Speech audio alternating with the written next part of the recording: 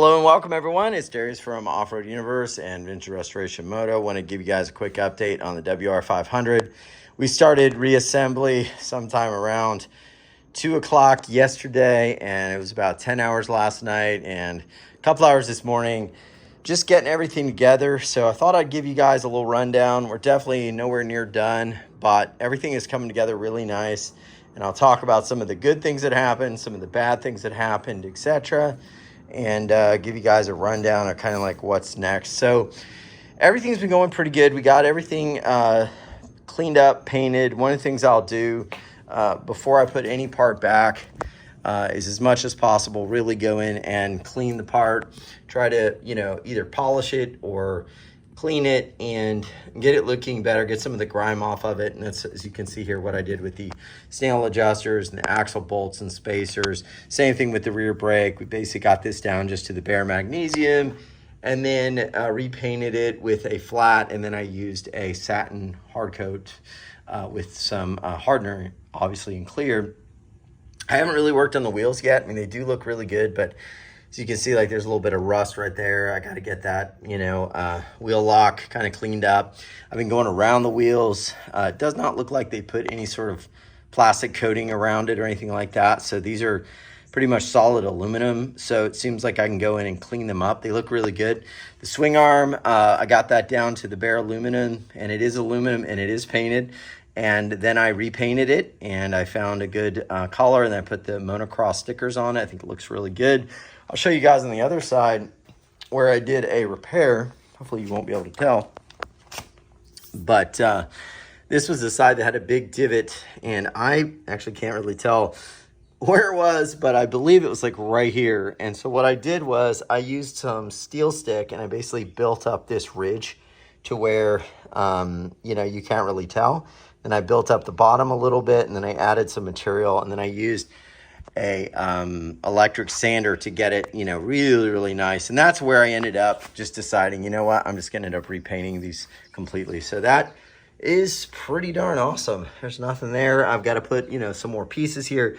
I ended up polishing and then kind of like using the Prime MX finishing wheel, which is not a serious grinding wheel. It just kind of puts a nice little satin color on it. So I did that with the sprocket. I think it looks really good. Went in and did a lot of cleanup on the shock. Shock's in good shape, no leaks, plenty of, nitrogen, worked really well. Put a bumper on it and then repainted the spring, which I think looks beautiful. And yeah, it took some time to find the right yellow. And I got to show you how these side panels came out. Amazing. Ended up hitting the engine with some satin, and then I had a little bit of a chip that I didn't realize. So then I ended up kind of repainting it, and then I just said, you know what, I'm going to do the gloss on the case cover, and I think it looks pretty good on the clutch cover. So redid the frame, which I think looks really nice. I'm going to get all the foot pegs back in. I used a nice high heat satin on the motor, so it's not, not too shiny. Probably going to use that same one on the pipe. It goes up to about 500 degrees, so it should be good. I did not remove the sticker, but it's over there. That's just the way, I guess, the factory put it on. I might angle this a little just so it shows, but I'm not worried about it. We rebuilt the forks, which was a fun process, except I've got one snag, which is one of my forks started leaking last night. So that's a total bummer. I'm going to have to go in and rebuild that one. The seals were aftermarket and kind of janky. I felt like they kind of went in without much effort, and I don't know what's going on with that, but we'll figure it out. This is the cable guide for the odometer, and I needed to get a little nut for this today, and I did, and I'll probably do that this week. But this goes somewhere around here, and it basically allows that cable to angle like that, and I think it looks pretty slick. Refinished these with the Prime MX finishing wheel. I used the rougher wheel for this just to get it really a little brighter, and then I did the polishing wheel on this axle and refinished the odometer drive. I went in and I cleaned all that up, got in there and re-greased everything, polished up that brass fitting on the side so it looked kind of nice, but also just really went in and took it all apart, got all the grime out of it, changed the wheel bearings in the front, changed the wheel bearings in the back. We're moving along. Refinished the top cap, which y'all saw. Got actually the newest version DC headlight plastic, which does not have the rivets in it, and it looks amazing. And this is a much better quality unit. I think eventually they're probably hopefully going to go to, you know, this kind of plastic and get rid of this molded plastic, whatever it is, but this looks awesome. These guys are a real pain to get on. A lot of grinding and fitting and a little bit of cleaning here, but this one's on. That took me about an hour, believe it or not. Now, here's what I'm kind of excited about. I figured out a way, as I showed you guys in another video, to basically install a different odometer, but one with a speedometer, and make it fit. And the reason I chose this one, it's off another Yamaha, and it does not take up much room and fits really, really good. So I'm really pumped about that. That's going to be really nice. These are new bars. I've got some XT600 clamps because I think we had some fat bar clamps on those things before. I didn't really like that. So yeah, rear fender's fitted, looks good. I got to do a little finishing on these and cleaning, but I wanted to do like some test fits. So yeah, we're moving good. ODI grips, and yeah, we're moving along. Kickstand. Many of y'all saw the video of me hammering away at this. It looks really good and fits well. I used the old penny trick. What I did was, actually dimes, what I did was, once I got it to fit and I brought the spring around, when this didn't have any paint on it, it was fine to use the screwdriver to get the thing to fit. But when I had this nicely painted, what I did was, before that, I stuck a bunch of dimes, as many dimes as I could in each one of these little gaps, and it basically lengthened the spring. So all I had to do was slide it on, and then when I was done and I knew it was all together, I just started pulling the dimes out, and here we are. So this works really good. I'm so happy about it. Looks really good. So yeah, let me show y'all what I'm also really proud of here. And this is the rear silencer, which I did kind of an idea I borrowed from one of Kaplan's bikes, an IT490 he had, and I kind of love the look. We'll see what it looks like. If not, I'll take it off if I don't like it. I did a little repaint on this. This is the nice little chain guide protector. I'm going to probably go in, do a little bit of, you know, polishing, maybe some cleanup on some of the plastic if I can. But I want to show you all these. I am so proud of this.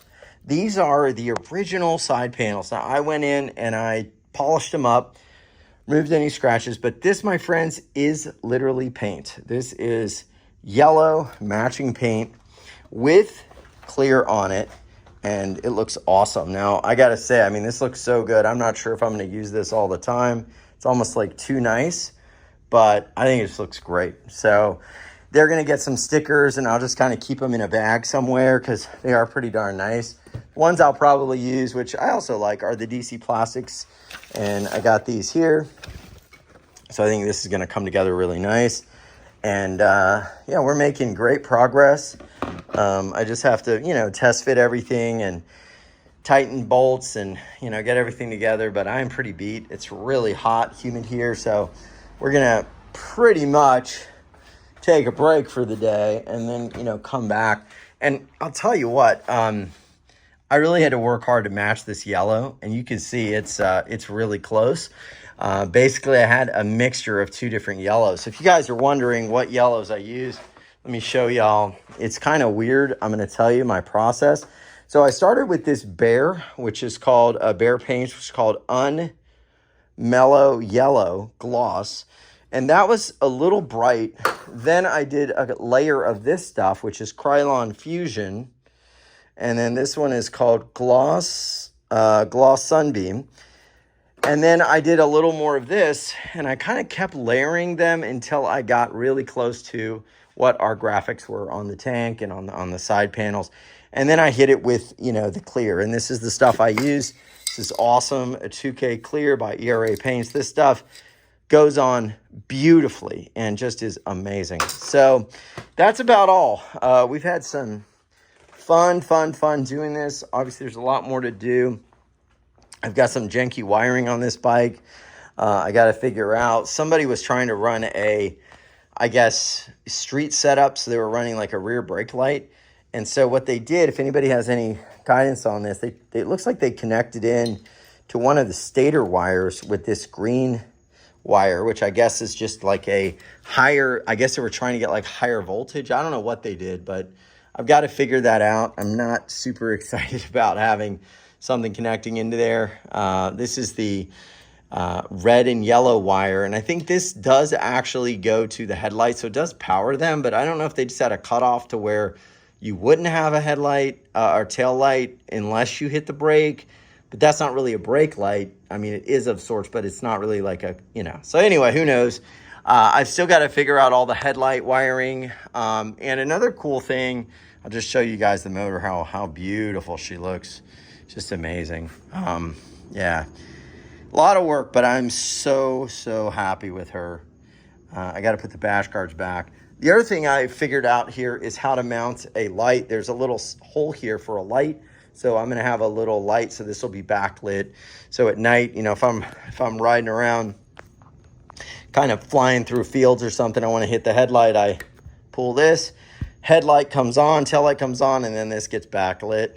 How cool is that? And you still have an adjustable odometer. So pretty awesome stuff, guys. So let me know what you think. And I'll probably be out of town, so I may not make another video here until I get back, but I think we're going to make a lot of progress. We're going to get that fork fixed, and then we're gonna move forward. So let me know what you think, and any other things you've got questions on these restorations, and how to get them to look really good. I would say, you know, if you're gonna do anything with metal and you don't want to replate it, just get a good polisher and polish it.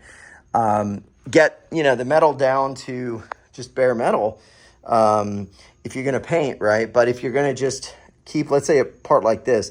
This part was kind of grungy. So what I did was I went in and I just polished it. And it didn't take off the top layer, which is important for no rusting, right? The plating we want to keep.